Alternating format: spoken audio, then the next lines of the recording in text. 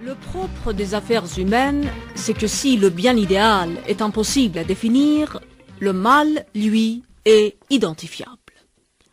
En expédiant à la hâte ses troupes à l'assaut d'une population civile, à qui ses dirigeants politiques renient ses moindres droits,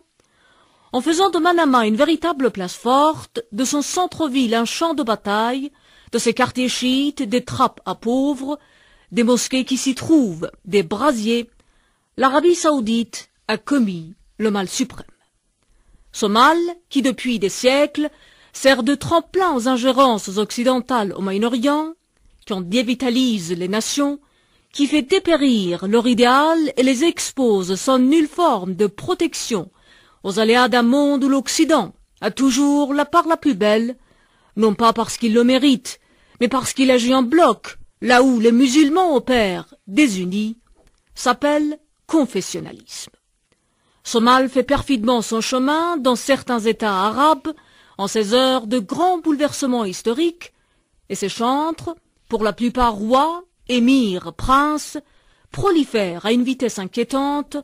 sur des terrains infestés de haine, de malveillance, d'incompréhension d'autrui. Un autrui qui n'est personne d'autre que leurs frères de sang, leurs concitoyens,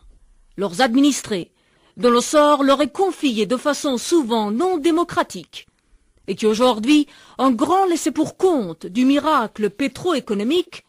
ne leur réclament pas plus que ce qui leur revient de droit. Que la famille de Al-Khalifa refuse de prêter l'oreille à cette juste revendication,